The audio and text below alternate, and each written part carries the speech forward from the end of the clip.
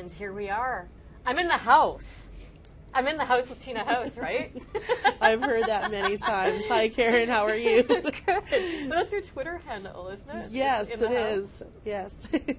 And in the house 7. That is the coolest Twitter handle ever. Thank you. Thank you. Nice to see you. Yeah, it's good to see you. It's good to be in Vancouver. Absolutely. Well, awesome to have you, as always. So I'm going to talk to you today a little bit about, of course, the story that you did for Investigates. Mm-hmm. You've done a couple of them now. But I want to start out just kind of talking a bit about you. Okay. And I want to start out by saying I heard the wildest story that your dad once walked up to Prime Minister Trudeau, but the senior Prime Minister Trudeau, while he was waiting in a car and his car was idling, and he leaned into the window and said, "You're going to have a meeting with me and Métis leaders." And he agreed. Yep, he did. My late dad, Fred House, was such a character, and just the greatest dad in the world. And so yeah, it was when he was first elected as president of the BC Association of Non-Status Indians back in 1971. In fact, my late grandmother, Ann House, co-founded the movement with Butch Smitheram. So my dad got elected in as president, flies to Ottawa with his vice president, and there's no real handbook on how to be a leader or how to make meetings. And back then, it was pre-CSIS, and so there wasn't, a lot of big security or anything. But they go into the House of Commons. They sit in the public viewing gallery, and Lawrence Gladue, my dad's vice president, says to my dad, "Fred, what are we doing here?" And he says, "Come on, Lawrence, we're going to meet with the Prime Minister today." And Lawrence says, "Well, don't we need to set up a meeting or something?" And my dad said, "Come on, Lawrence, just follow me." So they're watching the public proceedings happening in the House of Commons, and there's this big black door, and Prime Minister Pierre Trudeau walks in and sits in the chair, and the proceedings take place in the House of Commons. And about 5 minutes to lunchtime, my dad looks at his watch, and he says, "Come on, Lawrence, follow me." And Lawrence is like, "Well, where are we going, Fred?" He says, "Come on, just follow me." So my dad gets in his car and drives to the back of the House of Commons, and sure enough, there's a limousine idling there, and the driver's standing with the back door open. Within a minute or so, I guess the Prime Minister walks out, hops in the limo, and off they go. So my dad tails them.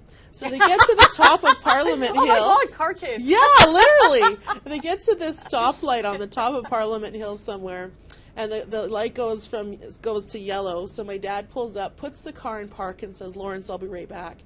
And gets out of the car, walks up to the Prime Minister's limo and knocks on the window. And after a moment or so, slowly the window goes down about halfway, and my dad reaches in and grabs his hand, shakes his hand, and said, "Mr. Prime Minister, my name is Fred House, and I'm here to meet you and represent the Métis from right across the country. We need a meeting immediately." The very next day, my dad had his meeting. So that's how you get it done. That's Absolutely. So, I mean, you come from this family, like of activists, of political leaders, right? Mm-hmm. Yeah. So what's that like? Well, it inspired me from when I was a little kid. I mean, as far as I knew, my dad was my idol, and so I just knew him as Dad. I did not know he was a political leader. So one day he comes and says, I'm going to be on TV on Sunday at 3 o'clock. Make sure you turn on the TV. I said, "Okay, Dad, sure, no problem." So me and my little friends, I'm like, 8, 9 years old, and we're gathered in front of the TV, 3 or 4 of my little buddies, and we're watching the TV screen, and all of a sudden, there's my dad giving the opening speech on behalf of the Métis National Council at the Constitutional Negotiation Talks in Ottawa. And I was blown away. I had no idea that my dad was such an amazing speaker, for one. 2, a leader of my people, and as far as I was concerned, the coolest guy ever, because he's so approachable and giving, and here he is, with his witty comments and stuff, and I was so proud, and I think that inspired me to get into television, that one moment in time, definitely. I was going to ask, because you ended up going into television, but not into news right away. No, I didn't. You started your own production company. You went into broadcast, and you started your own production company at 23. Well, the story actually goes just before that. I actually used to work in a pub as a waitress, And I actually didn't know what I wanted to do. You know, I knew that I hated waitressing. I knew I didn't make very much money as a waitress in this terrible bar that I worked at. So I thought. And one day I met this elderly gentleman in there, and he was just a customer, and he was about 75 years old. And, you know, I just happened to be standing at the bar, and there was like maybe 2 people out in the table, so I didn't have a lot to do. So we started to talk, and, you know, I looked into his eyes, and his eyes literally sparkled and glittered and glowed, and I thought, you know what? He's had quite a life. He's a very interesting person. So we started to talk. And he looks at me, and after a while of talking to me, he said, Tina, he goes, you're way too smart. He says, you don't belong in this place. What do you want to do? And I said, well, I want to have my own company. And he says, well, what is that? And, of course, I'm 19 years old at the time, but my older brother had got me interested in hemp clothes because at the time it was coming back into fashion. So I said, well, I'd like to have a hemp clothing company. And he said, okay, well, that's interesting. So we started to talk about the uses of hemp and the rope and the money, and American money was made out of hemp paper. And by the way, this is such a BC story. Totally, definitely. And so he said, well, listen, meet me down here tomorrow at 1 o'clock and show me some of your things. And I thought, well, I've got a day off, so why not, right? So I meet him, and I have this, like, catalog and hemp rope samples and materials and stuff, and you know, he didn't even really look at any of that. He just looks at me and he said, how much money is this going to cost you to get your business going?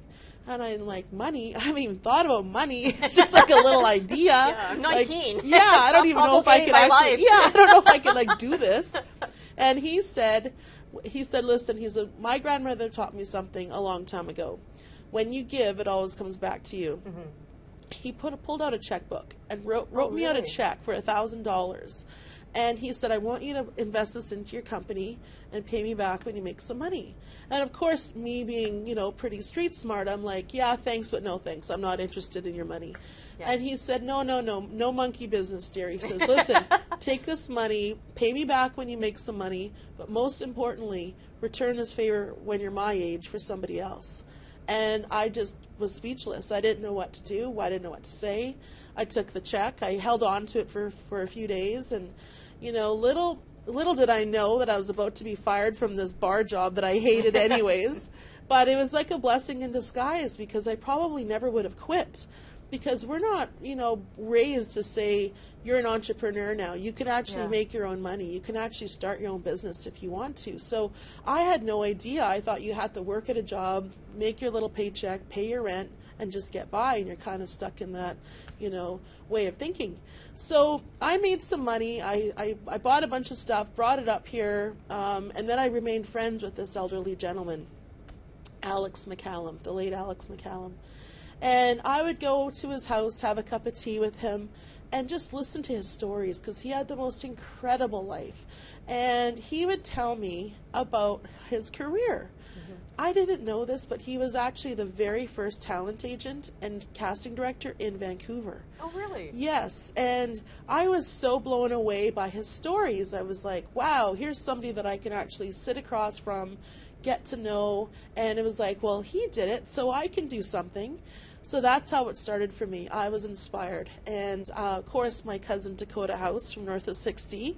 So I already had family that was, you know, breaking the mold in the business. I was wondering, because I was going to say, like, how do you know at 23 how to even do this? Because you were setting up talent with different productions. Yes.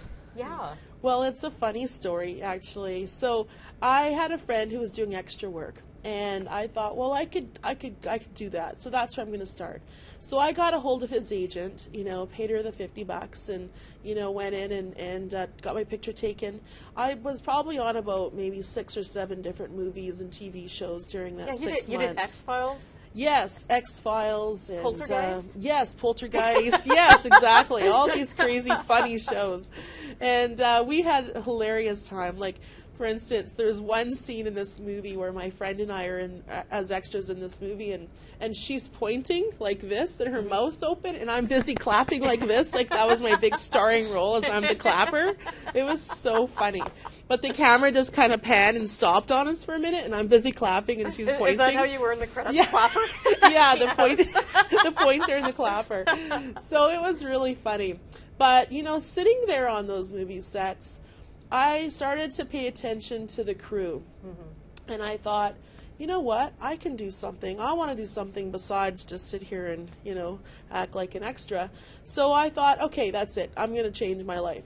So I literally went home, opened up the Yellow Pages, flipped through to some acting schools, so I didn't know if I wanted to be an actor or not. And I come across this actor studio. I phoned them up and I said, do you have anything available for Métis people?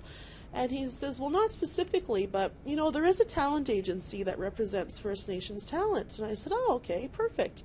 Well, what's the number? So I got the number. I call them up and I say, hi, I'm Tina House, and I want to meet with the owner of the company.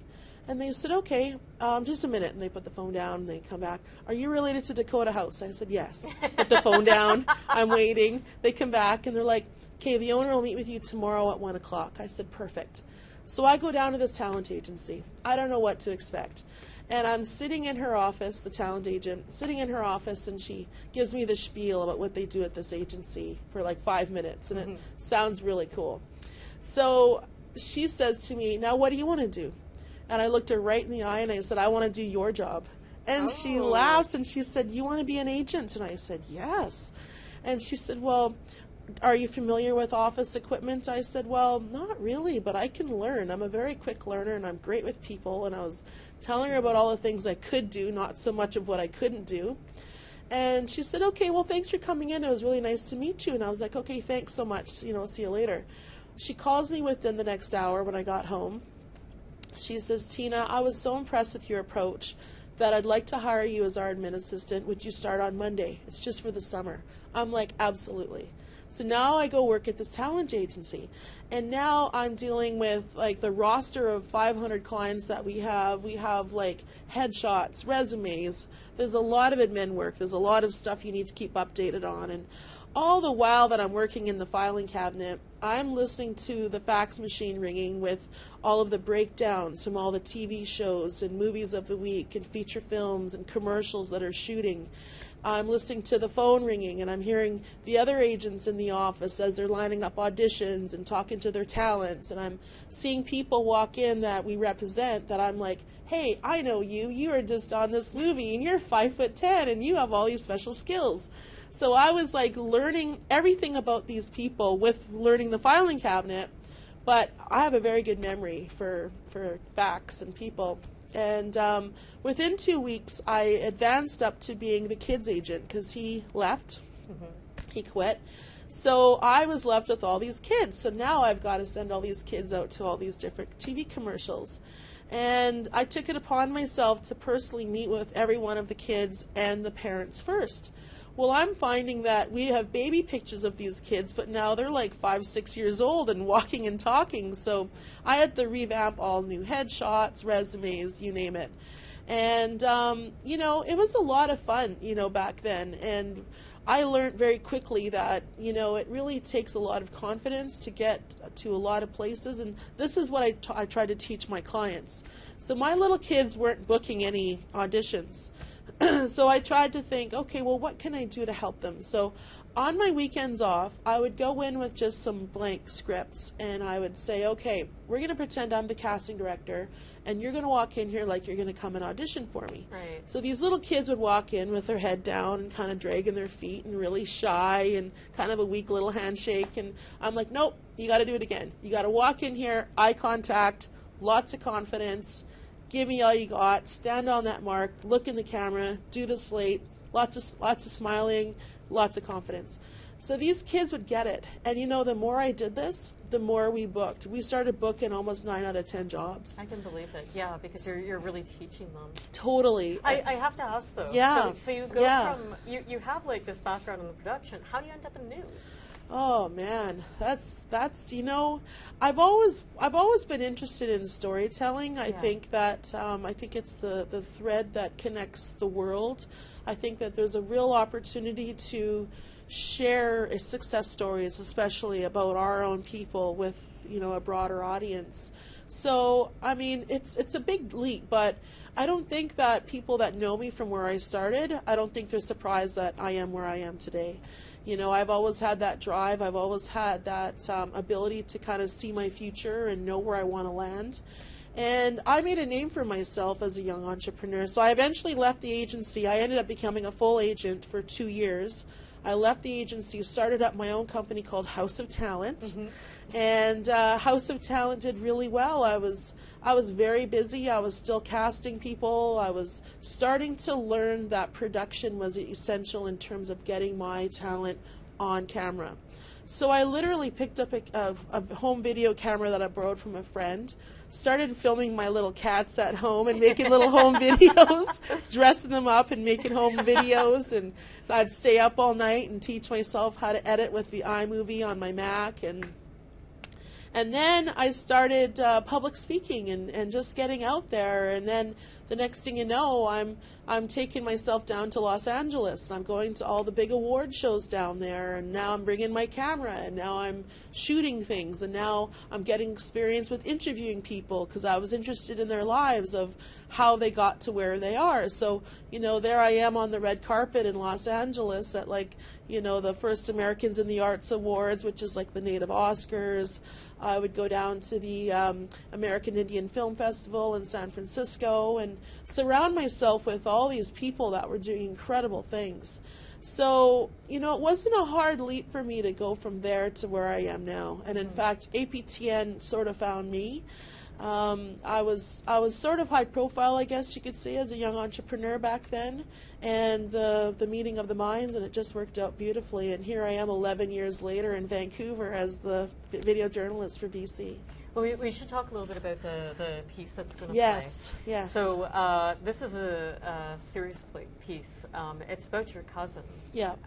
who went missing. Mm-hmm. And it strikes me as I was watching, because actually the first time I saw it, I wasn't working at APTN, and when I see it, like you wait maybe about midway through to reveal that this is your cousin that Yeah. you're talking about, and I've got to say, I noticed that you were when you're reading, when you're narrating, you're almost like holding yourself back Yeah. quite a bit during it. It must have been tough for you to do that story. Oh, it was incredibly difficult. When I pitched the story to the Investigates team, my cousin was only missing at that point, and I saw the email chain going around that they were looking for fresh ideas for this new show, Investigates, and I thought, this is a really awesome opportunity. First of all, to get the word out there. Let's help find my cousin. But second of all, I can get insight into what families go through when somebody goes missing, because we're dealing with it ourselves.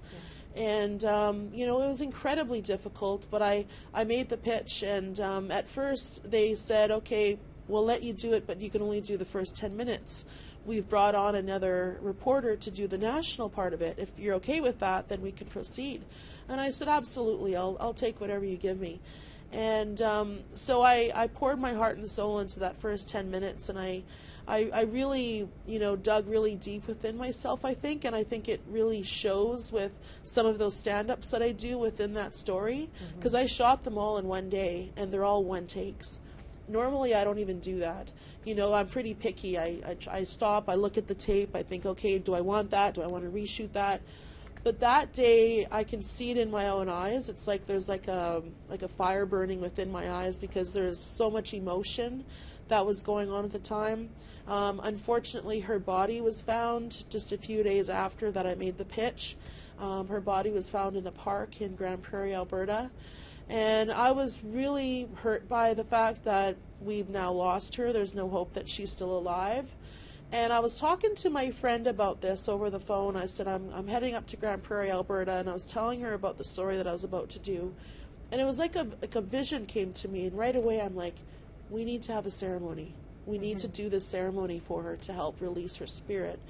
And I found the most incredible elder up there, and she's passed now, but she was an incredible woman who came and really surrounded us with love and wisdom and insight, and she really, really helped.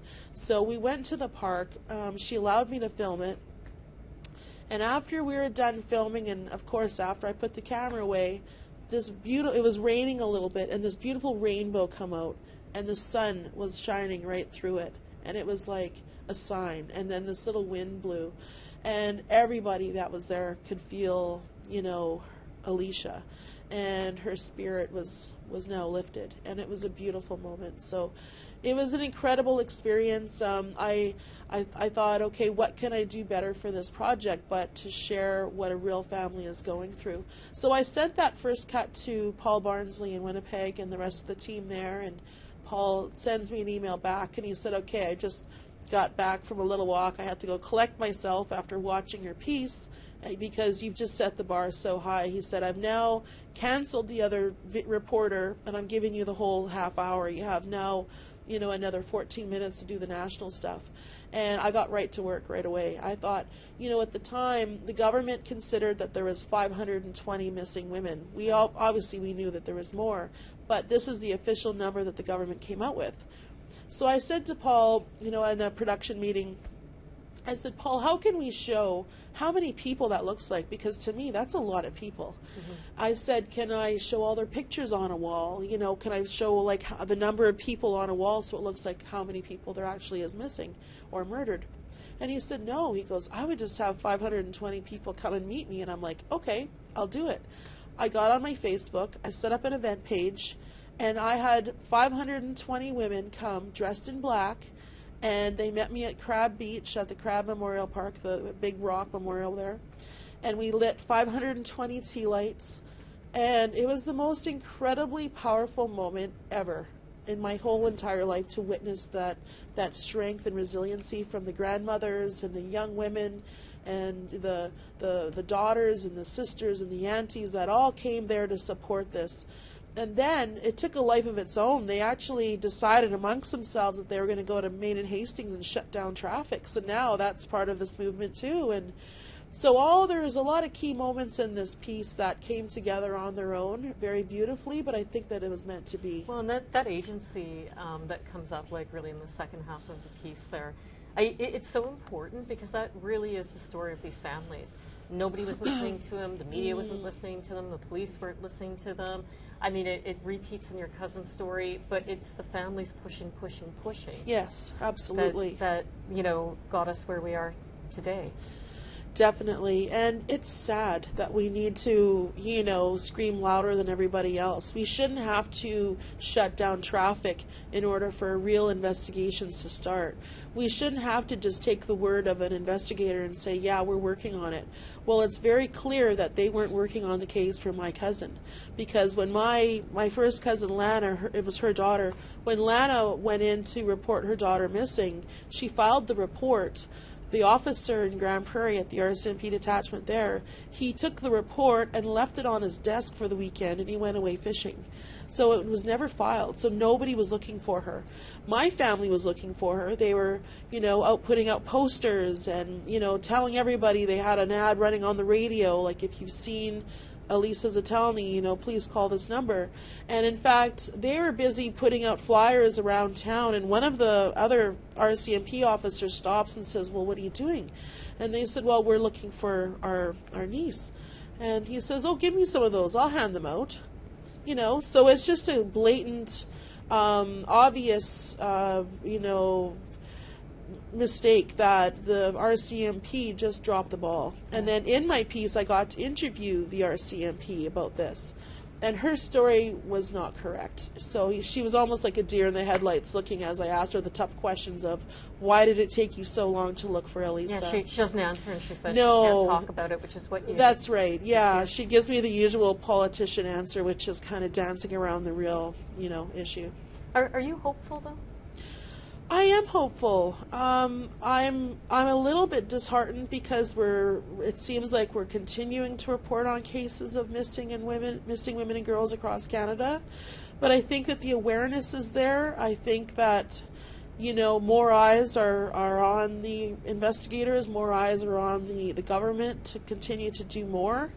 I think that, but the families need support, because first of all, when somebody goes missing, there is no handbook in what to do. Financially, the parents, they must take off work to go and search for their child. They lose money that way. They don't know how to make a press release. They don't know how to make a missing poster. They don't know where to distribute that to. They have no clue how to talk to media. When doing interviews for press conferences, I mean, they're so emotional still that they're literally just trying to get through day by day, and all the while worried about their loved ones. So I think that there needs to be more attention paid to the families and more support given, for sure. Okay. Well, thank you for doing such an important story. Thank you for allowing me to do so many important stories. I've had the greatest time of my life here at APTN, and it just gets better and better all the time. Oh, that's a good note to end on. Thanks so much. Thank you, Karyn. Thanks.